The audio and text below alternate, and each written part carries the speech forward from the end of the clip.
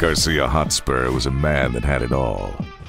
A killer motorcycle, a sweet leather jacket, and a hot girlfriend from hell.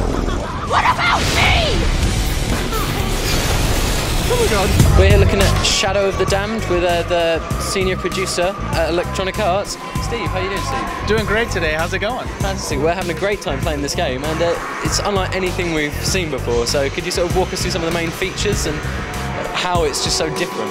Yeah, absolutely. So Shadows of the Damned is a psychological action thriller brought to you by like the great team from Grasshopper Manufacture. So we've got Suda51, which of course you know him from No More Heroes, and then you've got Shinji Mikami, who you know from Resident Evil, and then of course on the audio side you got Yamaoka-san from Silent Hill. So there's a great collaboration there with Grasshopper, and then on the EA's, and then on top of that, collaborating with EA, sort of bring it all together and westernize it for a worldwide audience. We think it's a great collaboration.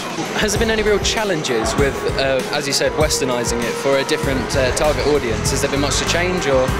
I would say nothing more than out of the usual. I mean, they've been very, very, very, very susceptible and then very collaborative with our changes and our requests.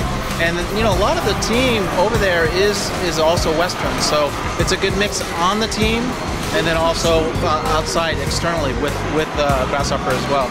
So I mean, the game is a psychological action thriller. It's third-person shooter, but it's really a tactical shooter.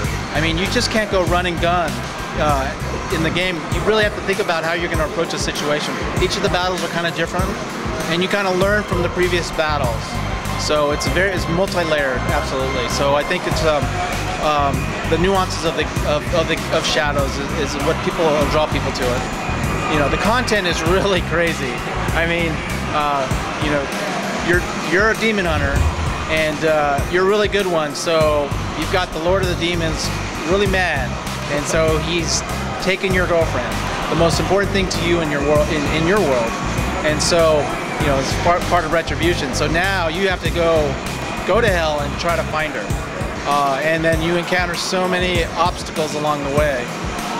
But I think it's a really neat story, and it's got this grindhouse feel to it too. The environments are really specifically geared towards this sort of stylistic approach, and I think it really shows in the game.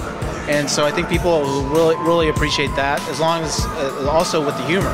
So there's quite a bit of good humor with the game as well. It doesn't take itself seriously. It knows the joke, and so it plays along with it. So I think people who really appreciate this type of game, this type of humor, this type of sort of environment will really dig this game.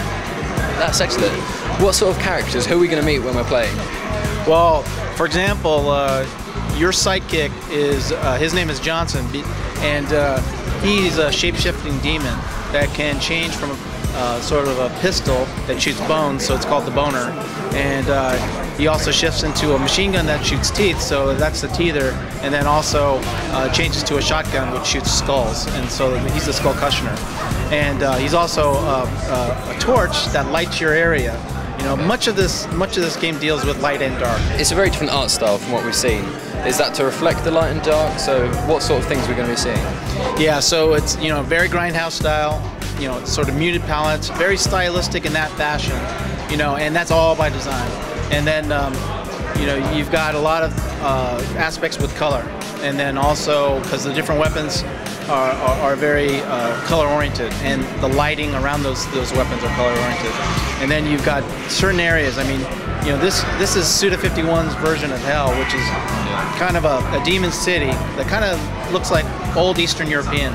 But then you've got a sort of underground area that you also progress through, and then an outdoor environment in the countryside. So I mean, there's quite a bit.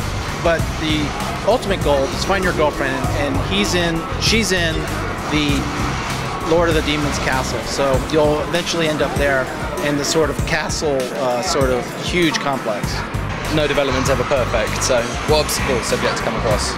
Well, I mean, it's as with great design, it's sort of coming to an understanding of what you're going to make. So, and it's basically, you know, we've got this developer who's very meticulous in their approach to gaming, but then they're open-ended in sort of the, you know, story and design and that aspect. So it's kind of like bringing a compromise on both. You know, extending the sort of technical aspects, and then also reining in the design aspects. And I think we came to a nice approach here. So I think people are going to enjoy it. You know, it's going to be coming out soon. Can we get a release date on that? June of this year. And what platforms are we going to be seeing it on? We're going to see it on the 360 and the PS3. Brilliant. Thank you very much. All right. Cheers. Thank Very you. well. I'm almost there!